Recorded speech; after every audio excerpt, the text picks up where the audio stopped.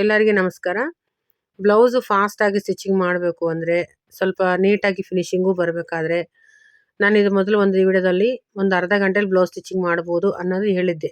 ಇದ್ರ ಮೊದಲು ವಿಡಿಯೋ ಬಿಟ್ಟಿದ್ದಾನಲ್ಲ ಅದರಲ್ಲಿ. ಸೊ ಅದಕ್ಕೆ ಗಮ್ಮು ಯಾವ ಥರ ಅಪ್ಲೈ ಮಾಡಬೇಕು, ಗ್ಲೂ ಅನ್ನೋದು ಕೆಲವೊಂದು ಜನ ಗೊತ್ತಿರಲಿಲ್ಲ. ಈ ಟಿಪ್ನ ಯಾವ ಥರ ಯೂಸ್ ಮಾಡ್ಕೋಬೋದು ನಾವು ಅನ್ನೋದು ಟೋಟಲ್ ನೋಡ್ರಿ. ಇವಾಗ ನಾನು ಫ್ರಂಟ್ ಪಾರ್ಟ್ ಕಟ್ ಮಾಡಿದ್ನಲ್ಲ, ಬ್ಯಾಕ್ ಪಾರ್ಟ್ ಆಲ್ರೆಡಿ ಕಟ್ ಮಾಡಿಟ್ಟಿದ್ದೆ. ಫ್ರಂಟ್ ಪಾರ್ಟ್ ಕಟ್ ಮಾಡ್ತಾ ಇದ್ನಲ್ಲ, ಸ್ವಲ್ಪ ಟೋಟಲ್ ರೌಂಡಲ್ಲಿ ಮೇನ್ ಪೀಸು ಸ್ವಲ್ಪ ಜಾಸ್ತಿ ಕಟ್ ಮಾಡ್ಕೋಬೇಕು. ಒಂದು ಅರ್ಧ ಇಂಚು ಅಥವಾ 1/4 ಇಂಚು ಎಕ್ಸ್ಟ್ರಾ ಇಟ್ಕೋಬೇಕು ಕಂಪಲ್ಸರಿ. ಕ್ರಾಸ್ ಬೆಲ್ಟಲ್ಲಿ ಕೂಡ ನೋಡಿರಿ ಅದೇ ಥರ ನಾನು ಟೋಟಲ್ 4 ಕಡೆ ಬಿಟ್ಟಿದ್ದೀನಿ ಕ್ಲಾತನ್ನು, ಎಕ್ಸ್ಟ್ರಾ ಕ್ಲಾತ್.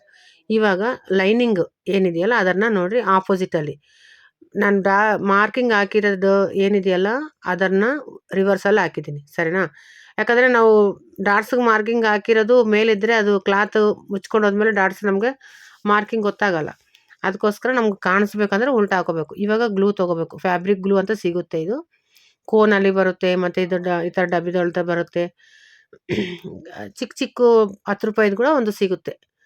ಈ ಥರ ನೋಡಿರಿ ಸೈಡಲ್ಲಿ ಸ್ವಲ್ಪ ಸ್ವಲ್ಪ ನಾವು ರಂಗೋಲಿ ಹೆಂಗೆ ಹಾಕ್ತೀವಿ ಆ ಥರ ಸ್ವಲ್ಪ ಲೈಟಾಗಿ ಹಚ್ಕೋಬೇಕು, ಜಾಸ್ತಿ ಹಚ್ಕೋಬಾರ್ದು.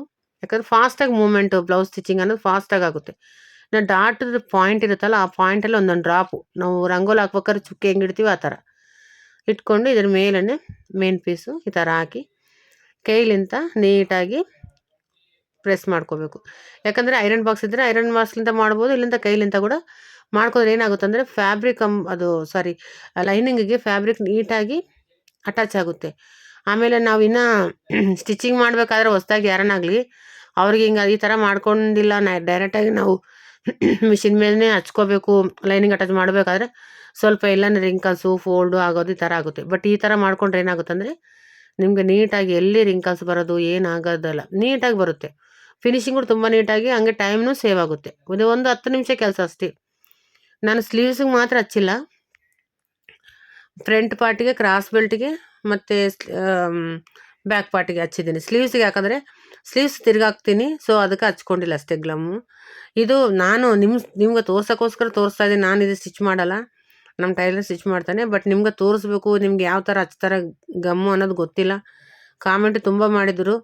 ಸೊ ಒಂದ್ಸರಿ ತೋರಿಸ್ಕೊಡೋಣ ಅಂತ ನಾನು ನಿಮ್ಮ ಸಲುವಾಗಿನೇ ಇದನ್ನು ಈ ಥರ ಗ್ಲೂ ಹಚ್ಚಿ ಅಪ್ಲೈ ಮಾಡಿ ತೋರಿಸ್ತಾ ಇದ್ದೀನಿ. ನೋಡಿರಿ, ಎರಡು ಆಪೋಸಿಟಲ್ಲಿ ಇರಬೇಕು.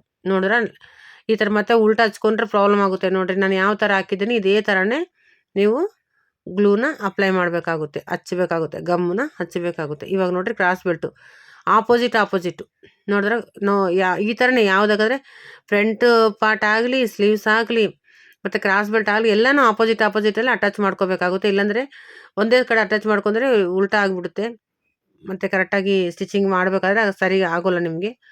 ಈ ಥರ ನಾನು 2 ಕ್ರಾಸ್ ಬೆಲ್ಟನ್ನು ತೊಗೊಂಡಿದ್ದೀನಿ. ಯಾವುದು ಲೈನಿಂಗು ಇದ್ರ ಮೇಲೆ ಮೇನ್ ಪೀಸ್ ಏನಿದೆಯಲ್ಲ ಇವಾಗ ಕಟ್ ಮಾಡಿರೋದು ಅದನ್ನು ನೀಟಾಗಿ ಸೆಟ್ ಮಾಡ್ತಾಯಿದ್ದೀನಿ. ಈ ಥರ ಈಗ ಸೆಟ್ ಮಾಡಿದ್ರೆ ಈ ಥರ ಕೈಲಿಂದ ಅಪ್ಲೈ ಮಾಡಿ 1 ಸೆಕೆಂಡಲ್ಲಿ ಅದು ಗಮ್ಮು ಆರಾಗುತ್ತೆ. ಅದೇನು ಜಾಸ್ತಿ ಟೈಮ್ ತೊಗೊಳಲ್ಲ, 1 ಸೆಕೆಂಡು. ನಾವು ಹಿಂಗೆ ಕೈಲಿಂದ ಹಚ್ಚಿ ಹಿಂಗೆ ರುಜ್ಜಷ್ಟೇ ಒಳಗೆ ಆರೋಗ್ಬಿಡುತ್ತೆ.